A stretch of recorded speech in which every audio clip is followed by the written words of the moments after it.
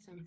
All right, well, thanks for this time, Christine. I appreciate the opportunity to speak. Today, I'm here to talk to you guys about something that's very, very important for the future of not just all these tech companies, but for us collectively as humanity.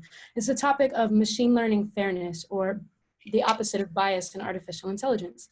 My name is X, yes, just the letter. At Google, I lead, I'm the global outreach lead for a team at Google called Responsible Innovation. We'll talk a little bit more about what my team does as we go on. First, I'm going to explain to you guys what machine learning fairness even means. If you aren't familiar with the concept of artificial intelligence or how it works under the hood, today you'll definitely get an overview of that. Second, I'm going to talk about Google's approach to machine learning fairness. We're a company who has billions and billions of users, and so machine learning fairness is very important to us, not just because as a company we're trying to make money, but because our goal as a company is to help as many users as possible. And finally, I'm going to talk to you guys about completely free, 100% free and open source tools, which means not only are they free, but you can see the actual code that's used to build the tools that you can use to address machine learning fairness challenges in your own environments or in your own companies, whether you're a startup founder or someone who works at one of these big companies like myself. So first, why does it matter? Well, artificial intelligence is used across all of Google's products. Many of our products have billions of users, and artificial intelligence is critical to the success of our business. Now, on the screen, you're seeing some of our most prolific or most user-heavy applications that all use machine learning at multiple parts of the system. But artificial intelligence, especially over the past 5 years, has shown itself to be a double-edged sword, if you will, or a catch-22. Let me explain what I mean. On one hand, artificial intelligence can really meaningfully improve people's lives. From chatbots to transportation, to healthcare, to many other industries, AI is transforming the way that we live, the way that we communicate, and the way that we work. Fundamentally, it's transforming the world. A great example of this is in Android. So the Android is one of Google's billion user products, and it uses artificial intelligence inside of the camera to translate text in real time via the phone's camera. This artificial intelligence application supports automatic translations between 88 different languages. So when you think about a world where people are being displaced from their homes due to natural disasters, where people have to move or choose to move in order to support economic growth for themselves and their legacy, as one of the speakers just brought up earlier, being able to access language is critical to the success of your establishment and your grounding in a new place. So a tool like this opens up a world of possibilities for us to move around the world and connect and collaborate. Some more examples of Google using artificial intelligence for good are with the COVID-19 virus. Our team, Verily, which is a health arm that's one of Alphabet's companies, actually is using artificial intelligence right now to be able to understand the different proteins that are related to COVID-19 and sharing that data and that research and that artificial intelligence with the world freely. In India, we created a flood forecasting system that basically makes it so that we can predict when floods are likely to happen in certain regions, because 20% of the world's flood deaths happen in India. We also have created a artificial intelligence that can help diagnose breast cancer, and artificial intelligence that can detect diabetic retinopathy better than doctors. And if you don't know, diabetic retinopathy is a condition where if you have diabetes, you're at risk of going blind from this eye condition. So now in third world countries, places that don't have access to radiologists on every corner like we are so privileged to have here in America, we can use artificial intelligence to scale the diagnosis and the treatment. So artificial intelligence can help cure cancer, it can help identify when people are going to go blind, it can help stop world's diseases, and it can even help predict when the weather is going to harm a large amount of people. But artificial intelligence also has the ability to scare unfelt bias. As my grandma used to say, everything that glitters isn't gold. AI isn't perfect. From diagnosing cancers and protecting us from natural disasters, it can amplify patterns that hurt humanity's most vulnerable populations. At Google, we're no stranger to these challenges. Our products touch billions of users across different social, cultural, and geographic boundaries. So developing machine learning and AI that can scale in a way that helps all our users is really complex, and it's a really hard challenge that we're working tirelessly to solve. So how does it happen? How does a tool that can help cure cancer start harming people? I'm going to play a very short video that will help you guys understand. All right, if I can, there we go. Let's play a game. Close your eyes and picture a shoe. Okay, did anyone pick How about this? We may not even know why, but each of us is biased toward one shoe over the others. Now imagine that you're trying to teach a computer to recognize a shoe. You may end up exposing it to your own bias. That's how bias happens in machine learning. But first, what is machine learning? Well, it's used in a lot of technology we use today. Machine learning helps us get from place to place, gives us suggestions, translates stuff, even understands what you say to it. How does it work? With traditional programming, people hand code the solution to a problem, step by step. With machine learning, computers learn the solution by finding patterns in data. So it's easy to think there's no human bias in that.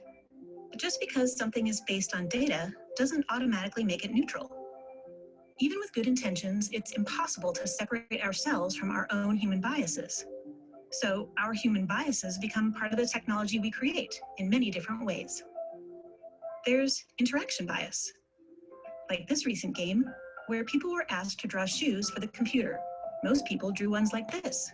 So as more people interacted with the game, the computer didn't even recognize these. Latent bias. For example, if you were training a computer on what a physicist looks like, and you're using pictures of past physicists, your algorithm will end up with a latent bias, skewing towards men. And selection bias. Say you're training a model to recognize faces.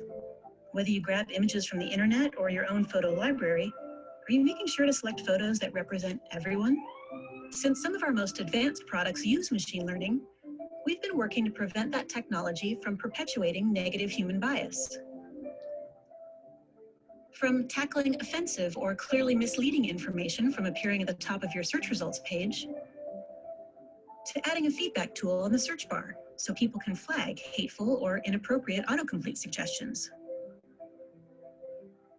It's a complex issue and there's no magic bullet, but it starts with all of us being aware of it so we can all be part of the conversation.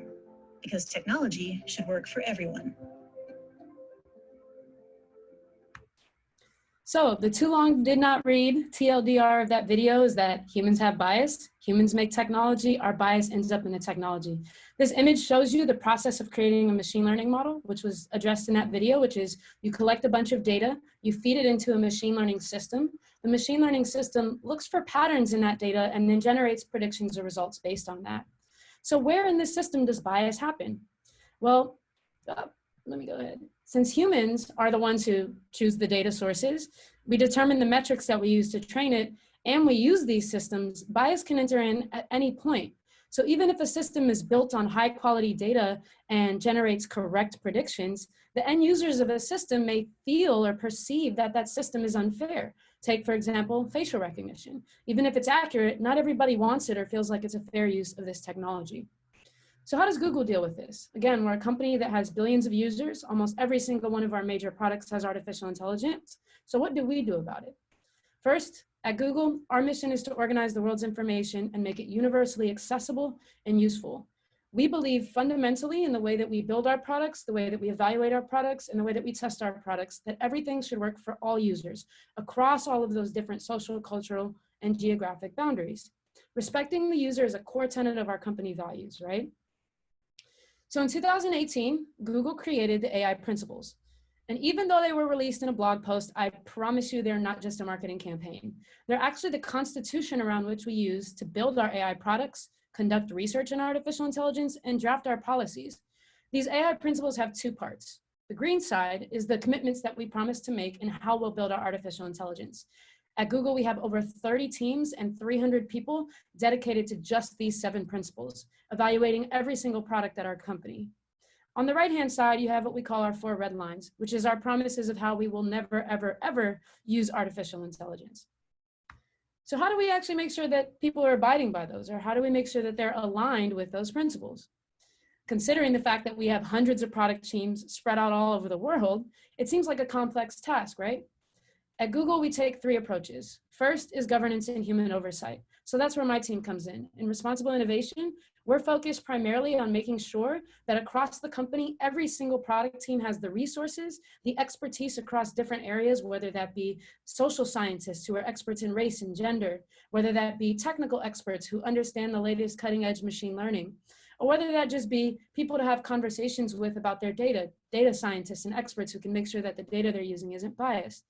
We also have a strong network of external partnerships with organizations like Global Startup Ecosystem, Black in AI, the Algorithmic Justice League, who help us double check our products to make sure that we're not building things in a Google bubble that ends up perpetuating a bias because we just weren't listening to the right set of people. And finally is tools and operations. So I'm going to take a moment to talk about some of those technical tools.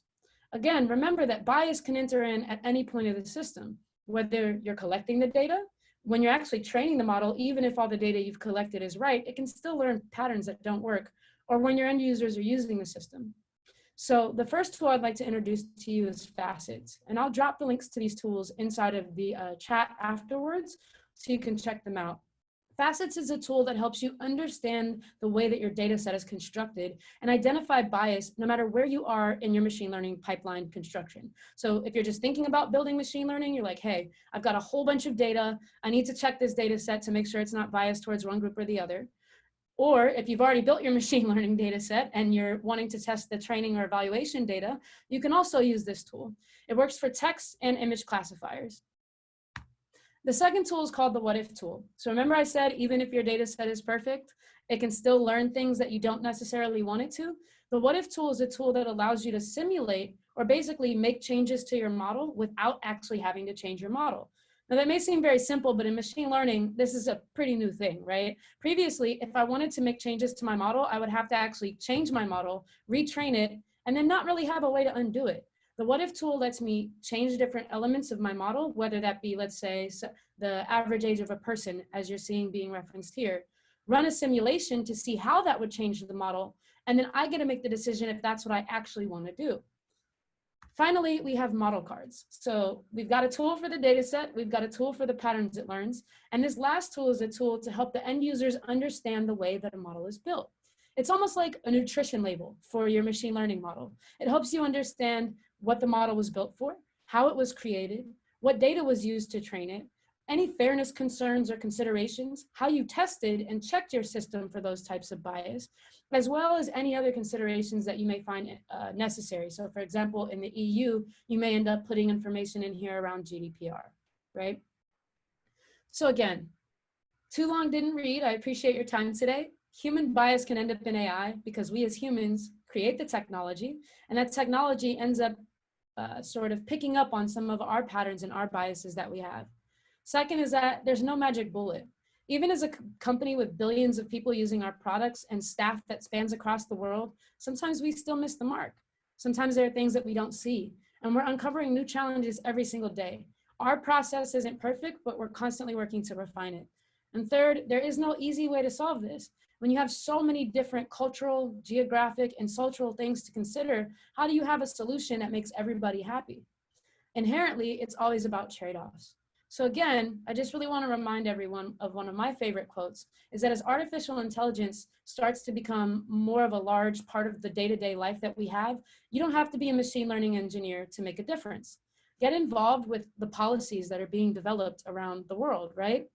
Right now, the United States is in the process of developing artificial intelligence regulations. So is Europe. So are many other countries around the world. So now is the time we have a chance to shape the way that regulators approach this problem, how they force companies to be accountable to these problems so that we don't end up in a world where we're fundamentally limited because these machines weren't built inclusively. So on that note, I'll leave you with my favorite quote in the whole wide world by an author named Octavia Butler: "All that you touch, you change. All that you change changes you." So as scary as this problem may seem, because we all don't want the robots to be racist or sexist or classist, we all have the power to change them and the way that they end up working in our world. Thank you for your time today.